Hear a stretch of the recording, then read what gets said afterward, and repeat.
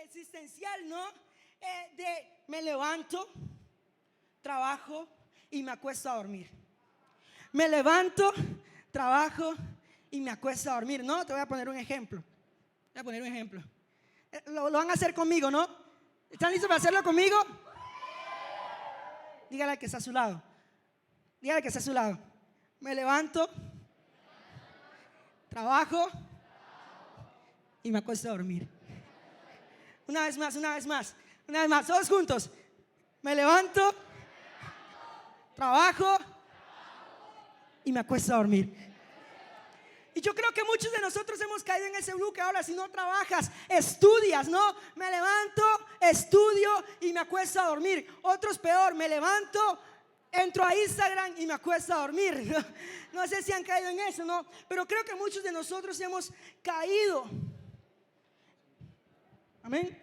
Creo que muchos de nosotros hemos caído en ese bucle existencial de que no sabemos qué hacer con nuestra vida, ¿cierto? Y hace poco o lo que hacen es me levanto, trabajo para reunir dinero e irme de viaje y ya no sé qué más hacer con mi vida. ¿Creen que de eso se trata la vida? Muchos han caído en eso. Y hace poco hablaba con un joven, ¿no? Me encontraba con un joven, ya llevaba unos días compartiendo con él y después de esos días estaba súper desesperado por tomar alcohol y me acuerdo que decía, yo reúno, vamos a comprar una botella y eso le decía a todo mundo que él reunía para la botella y estaba como desesperado y eso hablaba con todos y le decía y nadie le prestaba atención y en un momento yo le pregunté, hey, ¿por qué haces esto? ¿Cuál es tu desesperación por tomar alcohol? ¿Cuál es tu desesperación por borracharte? No entiendo. ¿Sí? ¿Me hago entender? Y esa persona me responde algo que quizás quebró mi corazón por dentro. Y me responde que es porque así lo enseñaron y porque quizás así es más interesante. Me respondió eso, te lo juro, me dijo, así me enseñaron, así soy más interesante, así la gente está más pendiente de mí.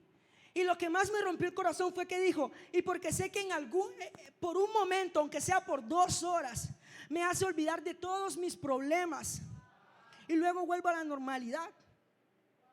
Amén. Y creen que eso, y él creía que esa era la felicidad porque no estaba contento en ese lugar, no estaba contento con nosotros, compartiendo con nosotros, sino que tenía sed de eso porque creía que así iba a ser feliz. Y escúchame, quiero decirte algo muy importante y es que la verdadera felicidad no la da el mundo, sino que la verdadera felicidad la vas a encontrar cuando entiendas cuál es tu propósito. Me encantaba lo que decía el pastor Esdras. Escúcheme porque no tengo mucho tiempo. Me encantaba, ¿cuántos recuerdan la venida de nuestro pastor Esdras? Me encantaba lo que decía nuestro pastor Esdras, y es que hay 2 días importantes en la vida, y es cuando naces y el segundo es cuando entiendes para qué naciste. Y la felicidad no se trata de algo del mundo, sino que se trata del propósito que Dios ha trazado para tu vida. Escúchame, tú fuiste creado con un propósito. Dile al que está a tu lado, tú fuiste creado con un propósito. Y escúchame algo que es de lógica. Un juguete, escúchame, un juguete, ¿con qué propósito fue creado? Para jugar. Un juguete no fue creado con el propósito de cantar, ¿o sí? Entonces, mientras no estés en el propósito para el que fuiste creado, sentirás un vacío dentro de tu corazón. ¿Cierto? Imposible de llenar. Y ese vacío va a estar en tu corazón hasta que no te alinees al propósito que Dios tiene para tu vida. Amén. Y déjame decirte que toda tu vida te han estafado porque te han vendido la felicidad como mediocridad. Amén. Toda tu vida, aunque te creas el más sabio del mundo, si no estás alineado al propósito con el que Dios te creó, has vivido en una estafa. Porque te han vendido la mediocridad como felicidad. Escúchame, y es sencillo, es re sencillo. ¿No crees que es mediocre levantarse, trabajar y dormirse? ¿No crees que es mediocre ahogar tus penas por 2 horas y luego cuando te levantas tener las mismas penas? Y aunque te creas el que estás gozando la vida durante esa noche, al mismo día vuelves a tu vida mediocre y sin sentido. ¿Te estás dando cuenta que te han vendido la mediocridad como felicidad? Y toda la vida has estado estafado. Toda la vida has vivido en una estafa.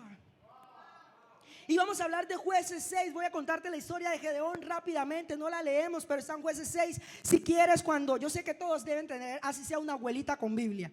Así que si quieres, cuando llegas a tu casa la lees. Pero quiero contarte la historia de Gedeón. Mira, Gedeón era alguien del pueblo de Israel. Y el pueblo de Israel llevaba años en esclavitud por los madianitas.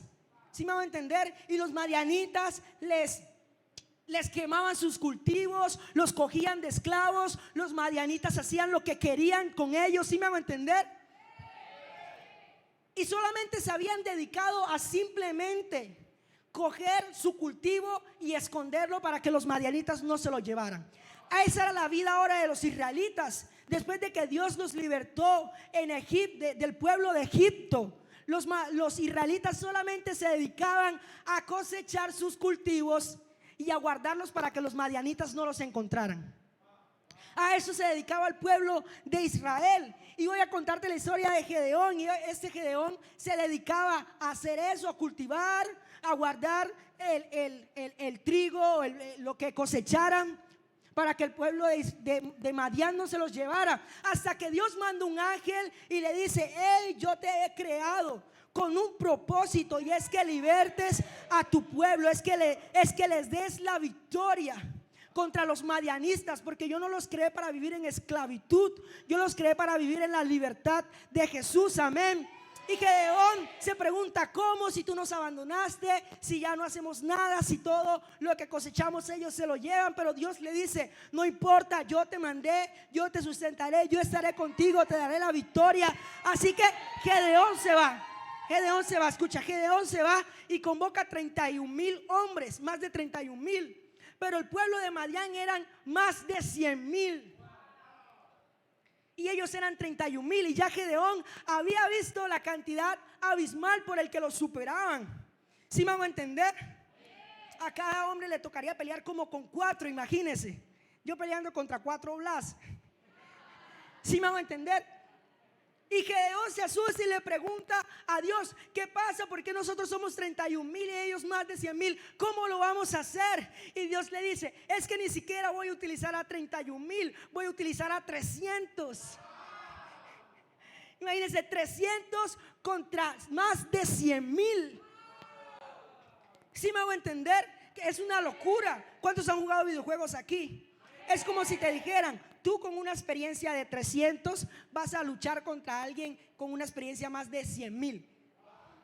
¿Sí me hago entender? Y Gedeón dice: ¿cómo lo vamos a hacer? Pero Jehová le dice nuevamente: yo te voy a dar la victoria, yo estaré contigo. Y Dios le da la victoria al pueblo de Israel una vez más.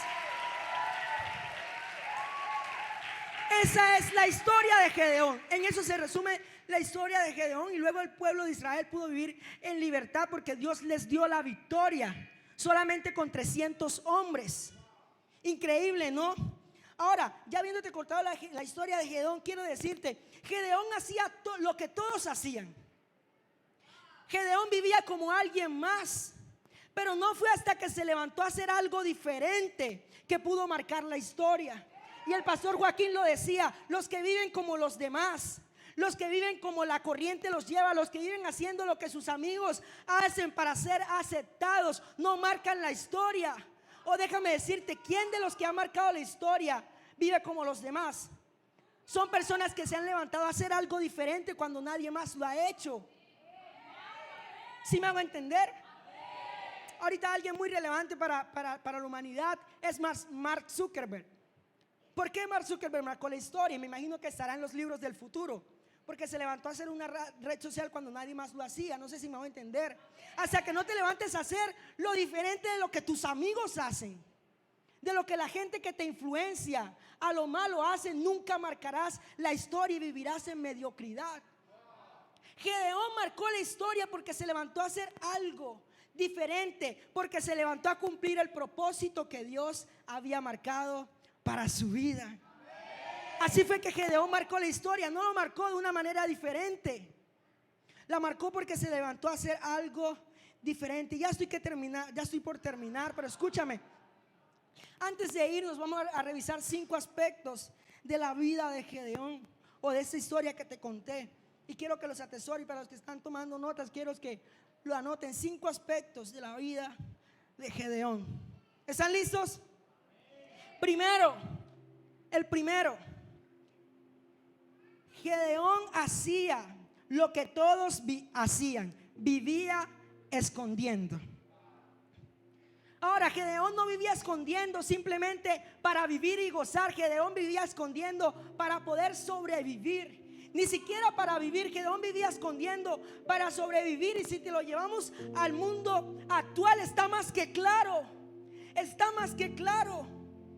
¿Cuántas cosas no te toca esconder a ti para aparentar una vida feliz? ¿Cuántas cosas no te toca esconder debajo de las fotos de Instagram, debajo del dinero, ¿no? Debajo de las fiestas, para que crean que tienes una vida buena, para que crean que tienes una relación buena? Y Gedeón vivía como todos, escondiendo. Y creo que si miramos en el mundo, todos están tratando de esconder algo.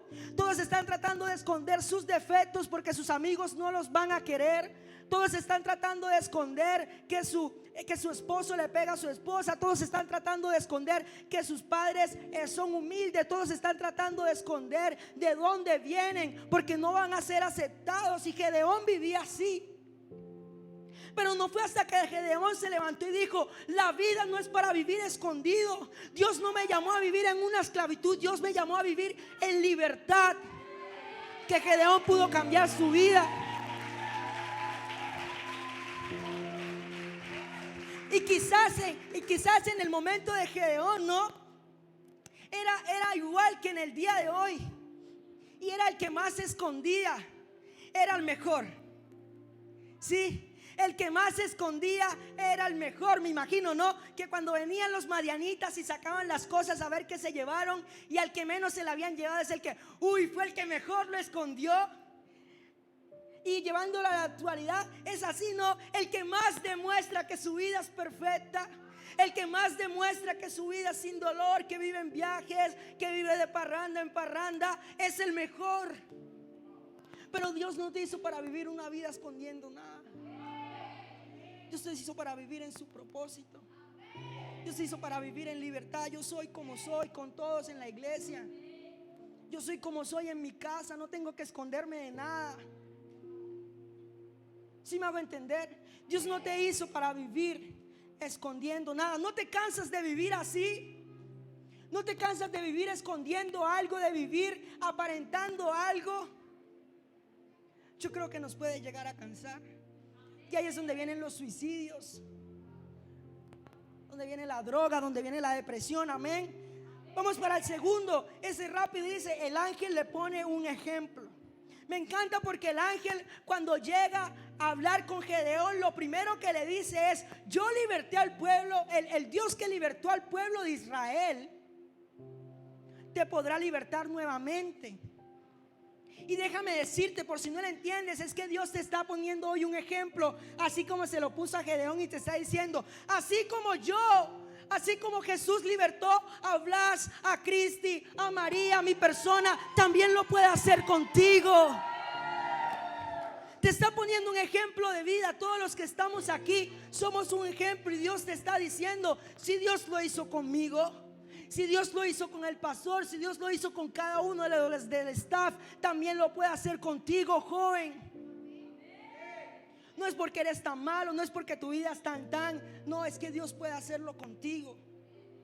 Y el tercero es que Dios te escogió, Él te sostendrá. Me encanta el versículo 14. Vamos a leer el versículo 14 de Jueces 6. ¿Lo podemos leer? Dice: y mirándole Jehová, le dijo: ve con esta tu fuerza y salvarás a Israel de la mano de los madianitas. ¿No te envío yo? Entonces nunca se tratará de qué eres tú. No se tratará de qué tan malo seas. No se tratará de qué tantas cosas malas hayas hecho. Se tratará de que Dios te dice: puedo cambiar tu vida. De que Dios te dice: puedo cambiar tu corazón, puedo cambiar tu situación, lo haré contigo. Hasta Gedeón le preguntó a Jesús: ¿por qué a nosotros, si vivimos en esclavitud, somos menos que ellos para la batalla? Somos menos que ellos para luchar. Gedeón le preguntó. Y quizás tú esta noche te preguntas: ¿por qué conmigo, Dios? Pero Dios dice: yo te escogí a ti. Eres el parcero que Dios soñó. Yo soñé con tu vida y Él lo hará contigo. Cuarto, ya estoy por terminar. Y vamos a ir buscando el Jueces 6, versículo 25 y 26. Dice: destruye la estatua, marca la historia. Dice el versículo, Jueces 6, 25 al 26. ¿Podemos leer? Dice: y aconteció que la misma noche le dijo Jehová: toma un toro del hato de tu padre y otro toro de 7 años y derriba el altar de Baal que tu padre tiene. Corta también el bosque que está junto a él y edifica un altar a Jehová tu Dios en la cumbre de este peñasco en lugar conveniente. Y tomando el segundo toro, sacrifícalo en holocausto sobre la leña del bosque que habrás cortado. ¿Quieres que Dios te dé la victoria? ¿Quieres cambiar tu situación? Es hora de que destruyas la estatua que ha construido tu familia, que han construido tus padres sobre ti. Es hora de que destruyas la estatua a la que todo el mundo alaba aquí en el pueblo. No sé en qué desperdician su vida, pero es hora de que tú te levantes a decir: hasta aquí llegó esa estatua. Los israelitas adoraban era esa estatua, ¿no? Y llevándolo al contexto de hoy, puede que tus padres y tu familia hayan vivido hace años de la misma forma mediocre. De la misma forma mediocre, de una forma sin propósito. Puede que ellos hayan vivido así, pero es hora de que tú te levantes y destruyas esa estatua y digas: hasta aquí llegó. Es hora del cambio. No vamos a adorar más esa estatua. Desde ahora en adelante vamos a adorar a Dios, y vas a ver cómo Dios te dará la victoria. Destruye la estatua. Destruye la estatua que está en este pueblo. En este pueblo creo que una de las más grandes estatuas es el alcohol. Los jóvenes quieren crecer es para tomar. Qué mediocre, ¿no? Y no tengo miedo de decírtelo porque es mediocre. Es mediocre. Destruye la estatua. Destruye esa estatua. Y por último, y ya con eso termino, 300 fueron los escogidos. Escúchame, si estás en este lugar es porque Dios te escogió a ti. Si te pregunta: ¿por qué no otros? ¿Por qué no otros? ¿Por qué no escogió a mi hermano? ¿Por qué no escogió a otro de mi familia? Y es porque Dios lo quiere hacer contigo. Habían 31,000 personas, pero Dios lo hizo con 300. Y en este pueblo pueden haber, ¿cuántos habitantes hay? Más de 30,000. Y en este pueblo pueden haber más de 30,000 personas, pero Dios lo hará contigo. Dios te usará a ti, joven. Dios te usará a ti para marcar la historia en esta nación. Para eso naciste.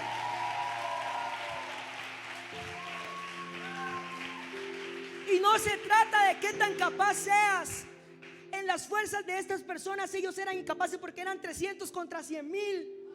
No se trata de cuántos seamos hoy aquí. No se trata de qué tantos dones tengas. Se trata de Jesús, de que Jesús está contigo. Él te usará, Él te guiará y nunca te dejará solo. Escucha, te escogió porque ya basta de oscuridad en este pueblo.